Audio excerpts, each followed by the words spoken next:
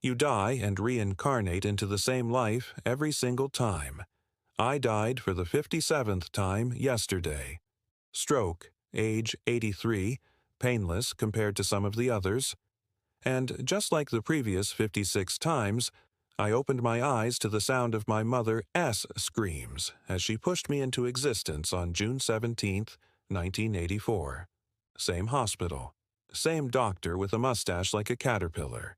Same first words from my father, "He's perfect." I wanted to scream. I didn't. I couldn't. Newborn vocal cords aren't built for existential horror. The first time I relived my life, I thought I was being punished. I'd been a decent person. Not a saint, but not German 1930s leader evil either. Just James Everett Miller from Cincinnati, who died at 83 after a wholly unremarkable life. The second time, I tried changing things. I spoke earlier than I should have. Demonstrated impossible knowledge. My parents thought I was gifted, then troubled, then disturbed. I was medicated into silence by 12. Suicide at 19. Then it was 1984 again. The third time, I played along. Same path, minor improvements. Avoided the skateboarding accident that broke my arm at 11. Asked out Sarah Jenkins before Tommy Wilson could. Small changes, butterfly effects. It worked, sort of. I lived to 92 that time. Still woke up to the same screaming birth in the same year. By my 10th life, I'd tried everything. Child prodigy, criminal, prophet. I warned about 9/11, predicted every major disaster and invention.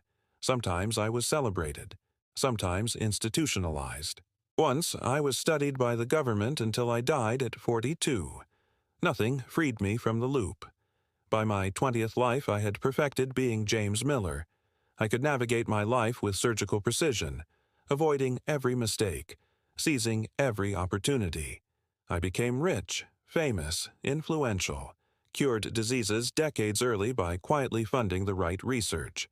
Still, I always returned to 1984. By my 40th life, I stopped trying to escape. Instead, I experimented with happiness.